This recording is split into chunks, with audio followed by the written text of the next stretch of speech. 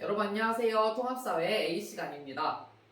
우리 지난 시간까지 정의의 의미와 그리고 역할 공부했고요. 영상 한 개를 보고 여러분들이 직접 정의의 의미를 내려보는 시간까지 가졌었죠. 자, 오늘은 우리가 두 번째 파트인 정의의 실질적 기준에 대해서 공부해 보도록 하겠습니다. 선생님이 처음에 정의에 대해서 이야기할 때 굉장히 추상적이고 어려운 단어다라고 이야기를 했어요. 정의라는 단어 자체가 추상적이기 때문에 정의의 기준 역시 딱 뭐다라고 이야기하기가 어려워요. 즉, 이 정의의 기준은 시대나 사람 또는 내가 속해 있는 사회에 따라 달라질 수 있는 부분입니다. 그래서 오늘은 우리가 정의의 실질적 기준이라고 논의되어 왔던 것들 중에 대표적인 것 세 가지를 공부할 거고요. 그 세 가지에 따라서 정의의 의미도 바뀌게 됩니다. 기준이 다르면 의미도 달라지겠죠. 그래서 각각의 기준에서 제시하고 있는 정의의 뜻은 무엇인지, 그리고 그 각 기준이 가지고 있는 장점과 단점은 무엇인지까지 공부하고 마치도록 할게요. 자, 먼저 그 세 가지가 뭔지 이야기할게요. 첫 번째는 능력이고요. 두 번째는 업적이고요. 세 번째는 필요입니다. 선생님이랑 차례대로 한번 볼게요. 첫 번째 들어갈 기준은 뭐라고요? 능력이라고요. 능력. 자, 능력이 정의의 기준이다라고 이야기하는 사람들은 정의를 이렇게 이야기합니다. 정의란 신체적, 정신적 능력에 따라 분배와 보상이 이루어지는 것. 즉, 내가 가지고 있는 신체적 능력, 내가 가지고 있는 정신적인 능력이 뛰어날수록 분배와 보상을 더 많이 받는 것이 정의다 라고 이야기해요. 자, 밑에서 예시를 볼게요. 예를 들어서 선생님이 경영 능력이 뛰어난 사람이야. 나는 어떤 회사를 잘 이끌고 또 회사 사람들을 잘 동기부여하고 리더십이 있는 사람이야. 자, 그런 사람이라면 회사의 경영자가 되는 것이 좋고, 그렇게 회사의 경영자가 돼서 이 경영 능력을 잘 사용한다면 더 많은 돈을 벌고 더 많은 명성과 지위를 얻게 되는 것, 이게 바로 정의다, 이렇게 이야기하는 거예요. 또 다른 예시 오른쪽에 나와 있죠. 나는 치료 능력이 뛰어나. 예를 들어 치료 능력이 굉장히 뛰어난 사람이 있어요. 자, 그 사람은 자신의 그 능력을 최대치로 활용해서 다른 사람을 치료해 주는 게 유익하겠죠. 그럼 그 사람은 의사가 되는 게 바람직한 거예요. 의사가 돼서 내 치료 능력을 충분히 발휘해서 돈을 더 많이 벌고 또 명성과 지위를 얻고 이렇게 되는 것이 정의다. 능력이 뛰어나면 더 많이 분배와 보상을 받는 것이 정의다 라고 이야기하는 게 첫 번째 주장입니다. 여러분들은 이 주장에 동의하나요? 뒤에 두 번째, 세 번째 것까지 한번 공부해보고 어떤 게 좋은지, 어떤 게 자신의 의견과 조금 더 부합하는지 한번 생각해봤으면 좋겠어요. 자, 이런 기준에서 장점을 한번 볼게요. 능력이 뛰어나면 더 많은 걸 받을 수 있어요. 그럼 사람들은 자신의 능력을 최대치로 끌어올리기 위해 최선을 다하게 됩니다. 자, 내가 의사가 되면, 내 치료 능력을 최대치로 이끌어서 의사가 되면 더 많은 분배와 보상을 얻게 되는 거니까, 분배와 보상이라는 성취를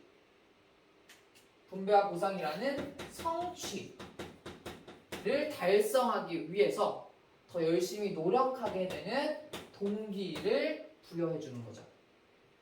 자, 그래서 사람들의 성취 동기를 높여주기 때문에 열심히 일하게 되면서 그 능력치들이 다른 사람들을 이롭게 해줌으로 인해 사회가 발전하게 됩니다. 장점 이해됐죠? 다시, 내 능력이 뛰어나서 그걸 잘 발휘하면 분배랑 보상을 많이 해준대. 그러면 이 분배랑 보상이라는 성취를 위해서 더 열심히 노력해야겠구나 라는 거죠. 그래서 이 주장에 따르면 사람들이 성취 동기가 높아지게 됩니다. 성취하고자 하는 욕구가 강해지게 돼요. 그러면서 더 열심히 노력하게 되고 자신의 능력을 끌어올리려고 노력하게 되죠.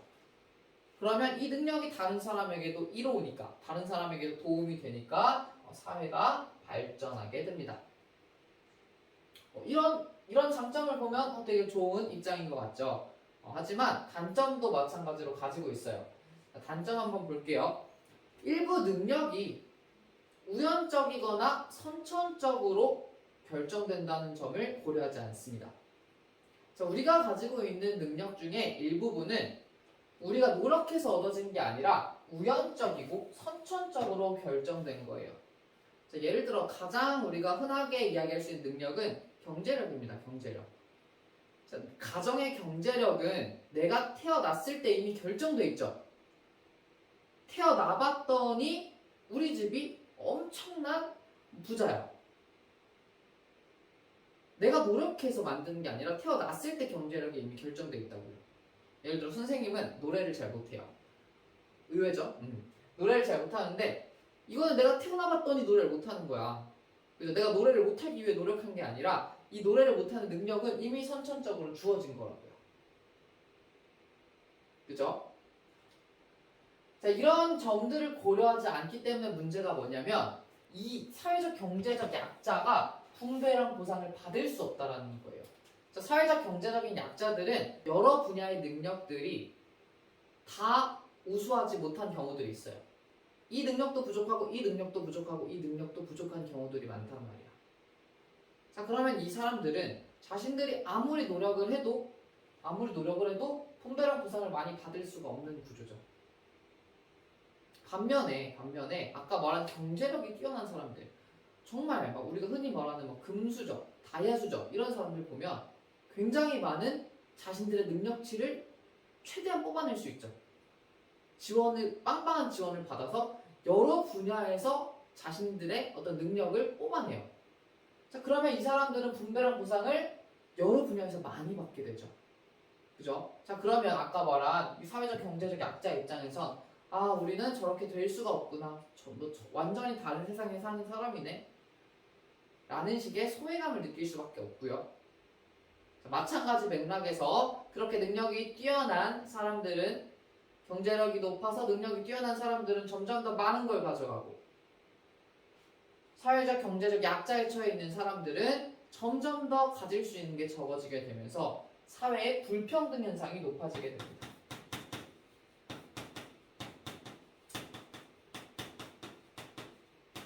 사회 불평등 현상이 심화되게 돼요. 이런 단점이 있기 때문에 우리가 사회적 경제적 약자를 고려할 필요가 있다 라는 이야기를 하면서 두 번째, 세 번째 기준들이 나타나게 되는 겁니다. 됐나요? 다시 능력 기준에 따르면 능력이 뛰어날수록 보상을 많이 받는다. 그래서 사람들의 성취 동기를 높여 사회 발전을 가져올 수 있다. 하지만 사회적 경제적 약자의 경우에는 오히려 소외감을 느끼고 그로 인해서 사회 불평등이 심화될 수 있다는 단점까지 이렇게 정리할게요. 그죠? 자, 이 능력을 중시한 사람 중에 대표적인 사람이 우리 지난 시간에 공부했던 플라톤이라는 사람이에요. 그래서 이제 플라톤의 주장을 한번 공부해 보겠습니다. 페이지 넘어가기 전에 우리 플라톤이 정의를 어떻게 이야기했었는지 혹시 기억하나요? 플라톤은 정의를 국가가 지녀야 할 필수적인 덕목이다 이런 식으로 이야기를 했어요. 그래서 선생님이 지혜, 용기, 절제가 적절히 조화되는 걸 플라톤은 국가의 덕목이라고 이야기했다 라고 이야기를 했었죠. 자, 오늘은 그 조금 어려웠던 내용을 조금 더 풀어서 플라톤이 한 말을 약간 더 구체적으로 공부해 보도록 할게요. 자, 이제 플라톤의 주장을 볼 겁니다. 플라톤은 일단 자신이 이 사상을 주장하면서 목표하고 있었던 사회가 있었어요. 그 목표했던 사회가 뭐냐면 바로 정의로운 사회입니다. 즉 플라톤은 정의로운 사회가 무엇일까? 정의로운 사회를 만들기 위해서는 어떻게 해야 될까? 라고 고민을 했었어요. 그래서 일단 플라톤이 주장한 정의로운 사회는 다음과 같아요. 사람들이 타고난 능력을 개발해서 탁월하게 발휘하도록 사회적 지위를 배분하다, 나누어주고 이것이 조화를 이룬 사회. 우리가 방금 공부했던 정의의 의미와 비슷하죠. 능력 기준에서의 정의의 의미와 비슷하죠. 자신의 능력을 최대한 발휘할 수 있는 직업을 가지고 그 직업들이 서로 조화를 이루는 것, 이것이 바로 정의로운 사회다라고 이야기를 해요. 자, 그러면 플라톤이 이야기했던 이 능력들이 어떤 것이 있는지 한번 볼게요. 자, 플라톤은 국가에게 꼭 필요한 능력이 지혜, 용기, 절제라고 이야기해요. 똑똑함과 불의를 참지 않는 용기와 그리고 어떤 자신의 삶을 좀 절제하고 통제할 수 있는 능력. 자, 이 세 가지를 아주 중요하다라고 이야기하는데 이 능력을 사람들은 각각 이 중에 한 가지의 능력을 타고나게 되는 거예요. 어떤 사람은 지혜가 많고 어떤 사람은 용기가 많고 또 어떤 사람은 절제력이 강한 거죠.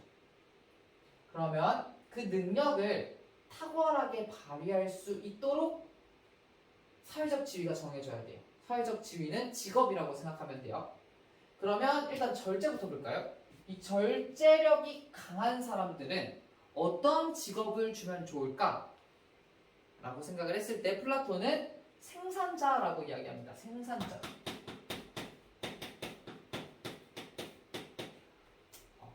뭔가 만들어내는 사람들, 만들어내서 돈을 버는 사람들은 자신이 번 돈을 스스로 절제할 수 있어야 된다. 그래서 절제력을 가진 사람들이 바로 생산자가 되어야 된다. 이렇게 이야기를 해요. 됐어요?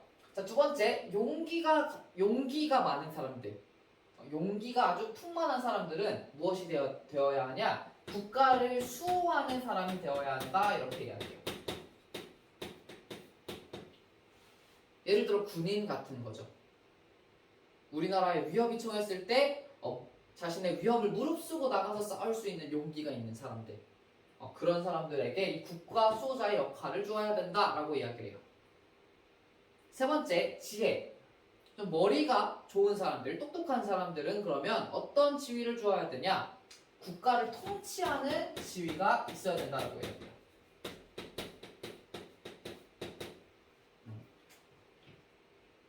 국민들을 다스리고 국가를 다스리는 역할, 이건 바로 똑똑한 사람만이 해야 된다 라고 이야기를 합니다.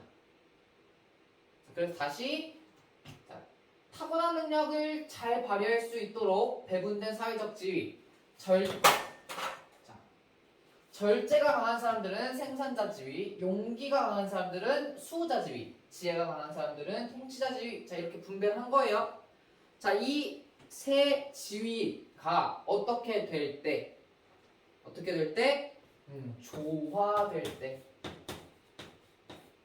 조화될 때 뭐가 된다? 정의로운 사회가 된다라고 이야기한 게 플라톤의 주장입니다. 됐나요? 이 부분을 조금 더 막 풀어서 이런 정치 체제를 뭐라고 하고 뭐 이렇게 하는 것도 우리 이제 내년에 윤리와 사상에서 공부를 할 거예요. 자, 플라톤의 주장 이해됐어요? 그러면 우리 이제 두 번째 기준으로 넘어가 볼게요. 자, 두 번째 기준이 나온 배경 다시 한번 떠올려 볼게요. 자, 능력을 기준으로 하는 사람들, 이 말한 정의가 가진 단점이 뭐다? 누구를 고려하지 못한다? 사회적 경제적 약자를 고려하지 못하더라. 그 사람들을 좀 고려해 줄 필요가 있다. 그럼 어떤 기준이 필요할까? 라고 했을 때 첫 번째 등장한 건 업적입니다. 업적.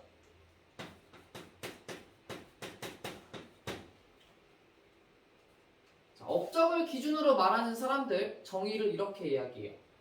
자, 업적과 기여에 비례해서 분배하는 것.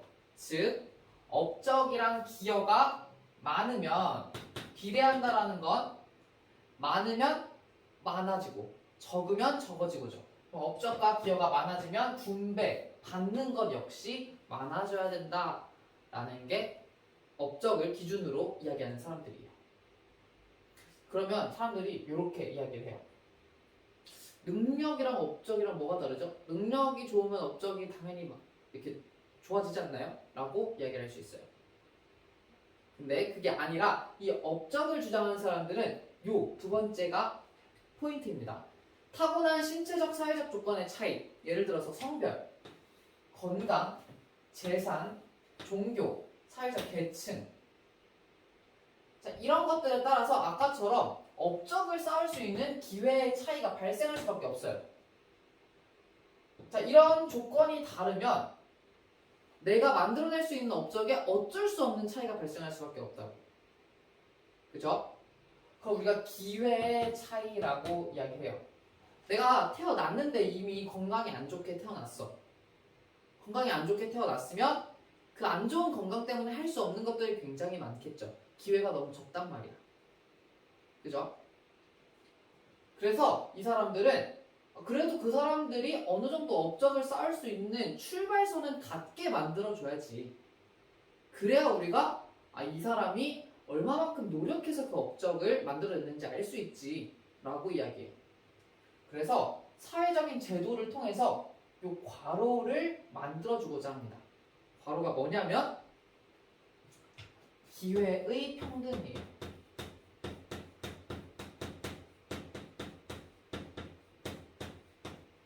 기회의 평등. 기회가 모두에게 동등하게 주어져야 된다는 건데 기회 평등의 의미를 조금 자세하게 보면 위에 말한 이 타고난 조건들로 인해서 차별받지 않고 모두에게 동등한 기회가 주어지는 거죠.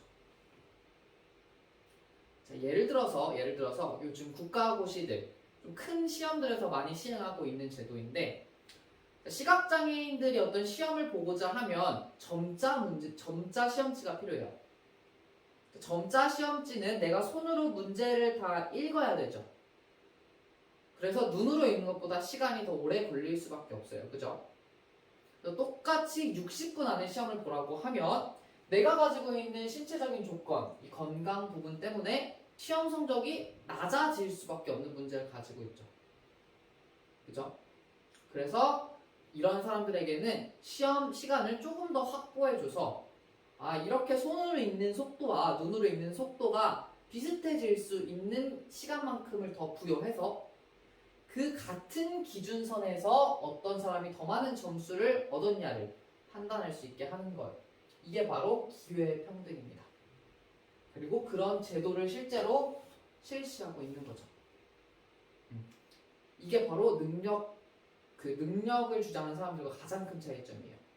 출발선을 동일하게 만들어주느냐 아니면 내가 가지고 있는 원래 선천적인 그 능력을 그냥 이 허허벌판에 그냥 던져주고 경쟁하느냐 그 차이인 겁니다.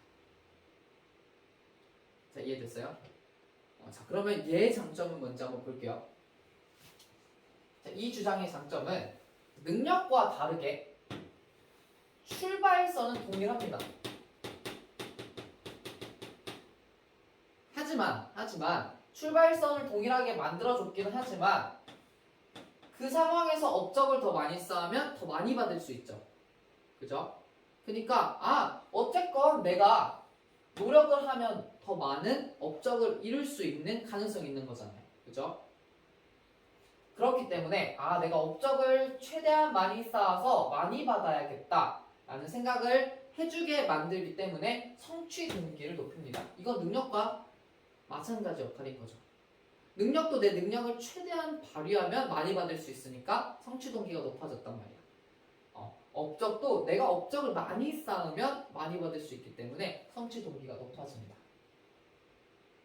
같은 맥락에서 이제 같은 출발선에서 내가 그렇다면 창의성을 가지고 내가 가지고 있는 잠재 능력을 가지고 최대한 많은 업적을 이끌어내야겠다라는 생각을 하게 해주죠. 그래서 이 창의성과 잠재 능력을 자극해서 높여주는 장점이 있습니다. 업적을 많이 쌓으려면 좋은 실적을 내려면 창의적인 아이디어가 있어야 되고요. 내가 가진 잠재 능력이 뛰어나야 됩니다. 그래서 이런 걸 많이 이끌어내야 돼요. 그래서 그런 장점이 있어요. 이런 장점들이 조화롭게 잘 연결이 되면 사회적으로 새로운 문화가 창출할 수 있고요. 사회 전체가 발전하게 됩니다. 예를 들어 선생님이 창의성을 최대한 이끌어내가지고 학교에 엄청나게 좋은 문화시설을 만들어냈어요. 어떤 걸 해볼까? 고등학생이 할 수 있는 어떤 게 있을까요? 토론회 장 같은 거를 학교마다 다 설치를 하자고 주장을 하는 거야. 싫은가요? 너무 재밌을 것 같은데. 자, 그럼 토론회 장을 만들어서 모두가 거기에 들어가면은 이슈에 대해서 토론을 할 수 있는 거야. 아주 자유롭게. 자, 그래서 이게 너무 좋은 아이디어다라고 채택이 돼가지고 우리나라 전체적으로 그런 토론하는 문화가 형성될 수 있는 거. 그러면 이제 선생님을 찾아오는 사람이 많아질 거예요. 어떻게 그런 생각을 하셨나요? 이걸 활성화하기 위해서는 어떤 방법을 사용하면 좋을까요? 이런 문의들을 선생님한테 많이 하게 될 거예요. 그죠? 그럼 선생님은 더 많은 분배와 보상을 받을 수 있게 되겠죠.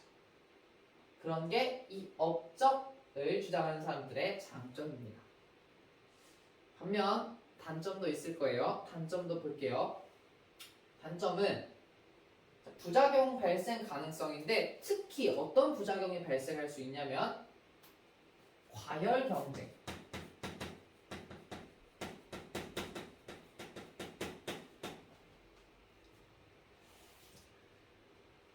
자, 이제 모두가 업적을 이룰 수 있는 기회를 받았죠. 그러니까 경쟁자가 너무나도 많아진 거예요. 그죠? 그 상황에서 최대한 많은 업적을 쌓아야 내가 더 높이 올라갈 수 있으니까 경쟁이 매우 치열해집니다. 그래서 과열 경쟁으로 인해서 다양한 또 부작용이 나타나겠죠. 다른 사람들을 밟고 올라가야 된다는 인식부터, 그죠? 그러기 위해 다양한 편법들이 쓰일 수 있고 등등의 그런 부작용이 발생할 수 있습니다.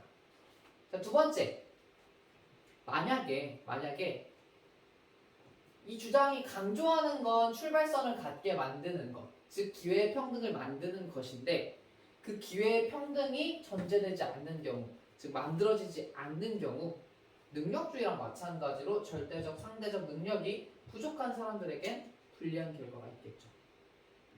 이건 이제 이 주장이 강조하고 있는 기회의 평등이 어떤 다양한 외부적인 조건들로 인해서 충분히 마련되지 않을 때의 부작용입니다. 자, 그 다음에 세 번째로 업적의 정도를 측정하는 평가 기준을 마련하는 게 어렵습니다. 자, 예를 들어서 우리 이제 논술 같은 거 한번 생각해 볼게요. 글 쓰는 거. 어떤 두 사람이 글을 써서 냈어요. 이 두 글 중에 어떤 글이 더 우수한 것인가, 어떤 글이 더 우수한 결과물인가에 대해서 평가를 해야 되는데 그 기준을 정하는 게 굉장히 어렵다는 거죠. 여기에 문장력이 굉장히 좋은 게 우수한 건지, 많이 팔린 글이 더 우수한 건지, 사람들이 읽기에 더 많이 감동받은 게 우수한 건지, 그럼 그 감동받은 건 어떻게 평가할 건지 등등 어떤 주어진 업적이라는 걸 판단한다는 게 굉장히 어려운 작업입니다. 그러다 보니 업적이 많을수록 더 많은 분배와 보상을 줘야 되는데 업적을 평가하는 기준이 제대로 정해져 있지 않다 보니 그 분배와 보상도 결정하기가 어려운 거죠. 어떤 사람한테 더 많은 걸 줘야 될까? 라는 이제 문제가 생기게 되는 거죠. 그래서 이걸로 인해서 갈등이 발생할 수 있습니다. 예를 들어서 우리는 그냥 많이 팔린 사람한테 더 많은 혜택을 주기로 했다. 라 그래서 이제 A를 줬다라고 해요. 그럼 이제 B가 따지고 듣는 거죠. 아니 내 글이 글의 수준으로 봤을 때는 훨씬 더 높은데 왜 이거를 판매 기준으로만 보느냐? 라고 따지고 들면 굉장히 또 어려운 문제가 되겠죠. 또 A와 B 간에 갈등이 생길 수밖에 없을 거고. 이런 문제가 생길 수 있다는 게 이 업적을 주장하는 사람들의 단점입니다. 됐나요? 자, 그럼 이제 마지막 세 번째로 가볼게요. 자, 그러면 이 세 번째 사람들은 이 단점을 조금 더 고려한 사람들이겠죠. 세 번째 사람들의 그래서 기준은 바로 필요입니다. 필요.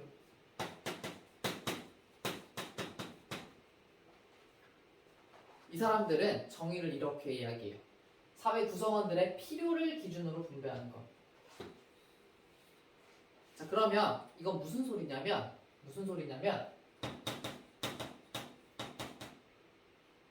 이 사람에게 더 필요해.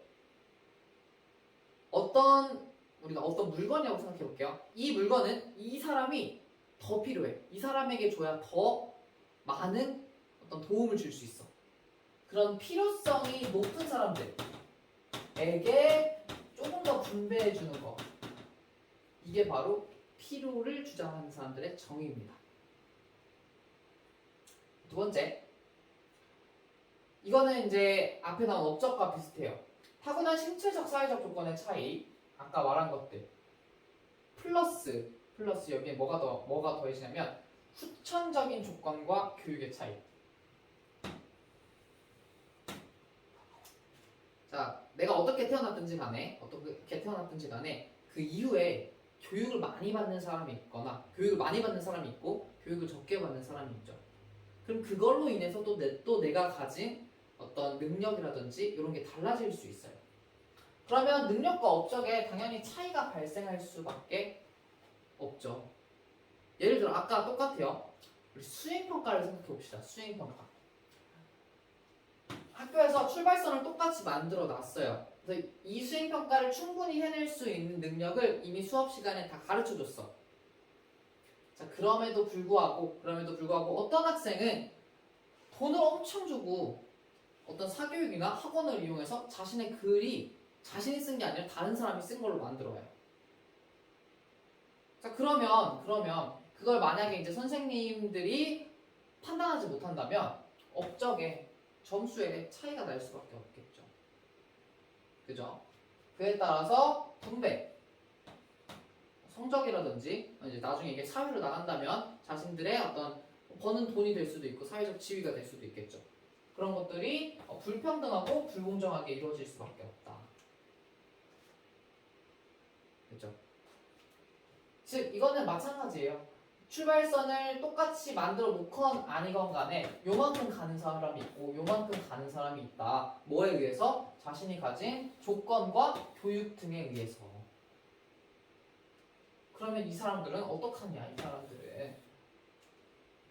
이 사람들은 어떻게 우리가 제대로 인간다운 삶을 살 수 있게 해줄 것이냐? 라는 거죠.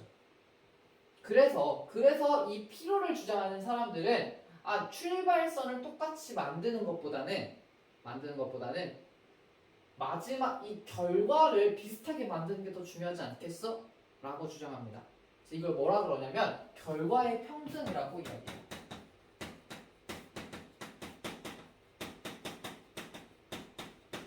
결과의 평등. 무슨 뜻이냐? 능력 배경 등 사회적 조건에서 열세, 불리한 입장이라고 해요. 불리한 입장에 있는 사람에게 다양한 혜택을 제공해서 모든 사람이 기본적인 삶의 조건을 보장받도록 하는 게 결과적 평등입니다. 즉 아까 말했던 출발선을 갖게 만드는 게 아니라 어떻게 됐건 간에 결과를 동일하게 만들어주자는 거죠. 그렇게 되면 우리가 아까 문제가 됐었던 이 사회적 불평등이 완화될 수 있죠. 즉 사회적 불평등이 줄어들 수 있게 되죠. 왜냐하면 이 아래에 있던 사람들도 다시 결과적으로는 올라올 수 있으니까. 이 말은 즉슨 아까 이 밑에 있었던 사회적 약자가 보호받을 수 있다는 걸 이야기합니다. 자, 이해돼요? 자, 다시 여기까지 한번 정리해 볼게요.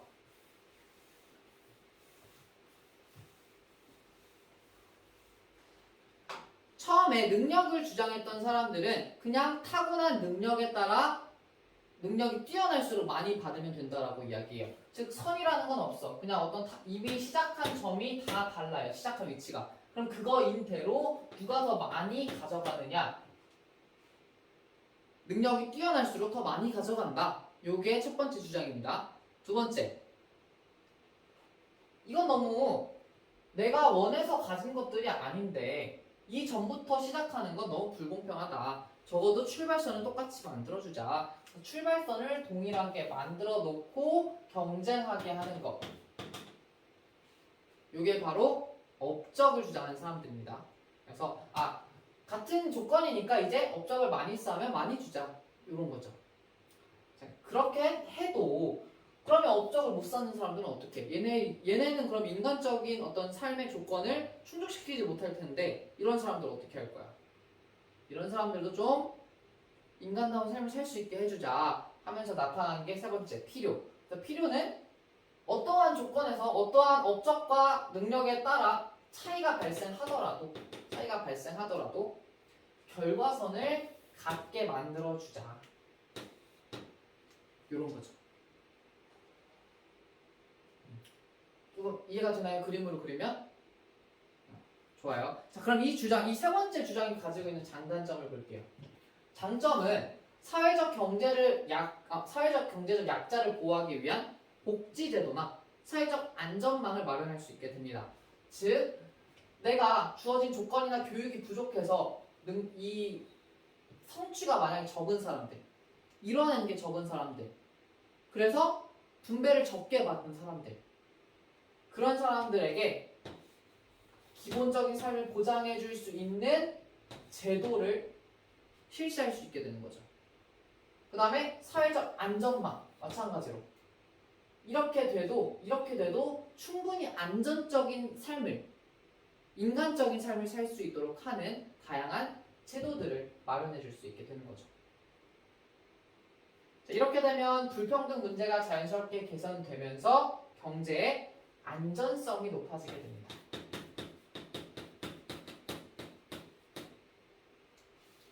자, 왜냐하면 사회 불평등이 심화되게 되면 잘 사는 사람들은 완전 잘 살고 못 사는 사람들은 완전 못 살게 되면 어느 순간 이 사회는 경제적으로 무너지게 돼 있어요.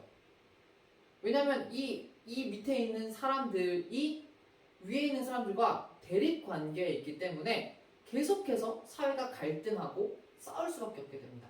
그러면서 경제는 조금씩 상황이 안 좋아질 수밖에 없죠. 근데 못 사는 사람들도 충분히 인간적인 삶을 살 수 있게 해준다면 우리 경제가 조금 더 안정적으로 돌아갈 수 있게 됩니다. 갈등이 줄어들게 되는 거죠. 그렇죠? 하지만 얘도 단점이 있습니다. 단점은 앞에 가진 주장들이 가진 장점을 생각해보면 쉬워요. 자, 내가 조금 업적을 만들어내도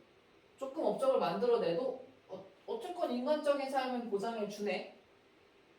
복지제도가 좀 오네. 복지제도가 나한테 좀 주어지네. 라는 생각을 하게 되면 성취 동기가 낮아지게 되죠. 나 완전 100% 노력 안 해도 그래도 어느 정도 살 수 있네. 어느 정도 내 생활 할 수 있네. 라고 생각할 수 있다는 거예요. 자, 그렇게 되면 경제적인 비효율성은 높아지게 됩니다. 사회에서 어떤 계층 간의 갈등이 줄어들기 때문에 경제가 안정적으로는 굴러가요. 어떤 갈등 상황 없이 스무스하게 잘 넘어갑니다. 다만 많은 사람들이 나 적게 벌어도 어느 정도는 정부가 좀 지원해 주는데? 라고 생각하니까 사람들이 능력을 최대치로 끌어올리지 않는 거죠. 그러면서 비효율성, 그 능력을 최대한으로 활용하지 못하게 됩니다. 사회가. 더 많이 만들어낼 수 있는데 더 많이 만들어내지 못하는 거예요. 그런 단점이 있다. 두 번째. 자, 이거 우리 5단원에서 배웠던 내용이에요. 자, 필요한 사람한테 더 줘야 되는 거 맞아. 이 사람은 요만큼밖에 없고 이 사람은 요만큼 있고 이 사람은 요만큼 있어. 이 사람이 제일 많이 필요하니까 이 사람한테 더 많이 주고 그 다음 이 사람 많이 주고 그 다음에 이 사람 요만큼 주고. 자, 이렇게 하면 좋은데 문제는 뭐냐면 모든 사람의 필요와 욕구를 만족시킬 만큼의 자원은 없다는 거예요. 이거 뭐라 그랬죠? 인간의 욕구에 비해서 자원의 양이 적은 것. 이거 뭐라고 했는지 기억나나요? 자원의 희소성이라고 이야기했죠. 희소성. 즉 예를 들어 이 사람한테 우리는 5를 줘야 되고 이 사람한테 뭐 4를 줘야 되고 이 사람한테 3을 줘야 돼. 근데 우리가 배분해 줄 수 있는 자원은 10밖에 없어. 그 이 상황에서는 어떻게 나눠줄 거야? 얘 5 주고 4 주고 1 주면 그러면 얘는 10이 되는데 오히려 많이 열심히 노력해서 많이 번 사람은 더 적게 결과적으로 더 적게 받는데 이게 과연 정의로운가? 에 대해서 또 의문이 생길 수 있는 거죠. 그래서 그런 식으로 자원의 희소성 때문에 그 사회가 가지고 있는 자원을 완전히 다 만족시키는 건 불가능하다. 라는 어떤 단점까지 정리를 하겠습니다. 자, 여기서 우리 과제 하나 제시할게요. 자, 오늘의 과제는 요 세 가지. 우리 배운 세 가지. 능력, 업적, 그리고 마지막 필요. 이 기준 중에 자신에게 가장 와닿는 기준, 자신의 생각과 가장 비슷한 기준을 정하시고요. 그 이유를 적어주면 됩니다. 그렇죠? 두 가지예요. 내 생각과 가장 비슷한 기준 적으시고 그 다음에 그렇게 생각한 이유 적으시면 됩니다. 그렇죠? 2학기에는 선생님이 계속해서 여러분들의 의견을 묻는 시간이 많을 거예요. 그 주제 자체가 추상적이고 어렵기 때문에 여러분들이 계속해서 끊임없이 생각하고 여러분의 머리를 계속 굴리는 그런 시간들을 가졌으면 좋겠어요. 그렇게 될 때 여러분들이 내가 생각하는 좀 능력이 많이 성장했다는 걸 느낄 수 있을 거예요. 꼭 그런 느낌을 받을 수 있도록 같이 노력해 봅시다. 자, 오늘 수업은 여기까지고요. 우리 다음 시간에는 이제 자유주의적 정의관에 대해서 공부할 거예요. 다음 시간부터 우리 다음 주 내용까지는 좀 어렵습니다. 어려워요. 그래서 여러분들이 수업을 좀 꼼꼼하게 듣고 스스로 공부하는 시간을 가져야 돼요. 왜냐면 이거는 이제 사상가들의 주장을 공부하는 거기 때문에 단어들도 되게 어려워지고 말이 더 추상적으로 변해요. 그래서 다시 한번 문장들을 꼭 곱씹어보는 연습 해주길 바랍니다. 그럼 우리 다음 시간에 볼게요. 안녕.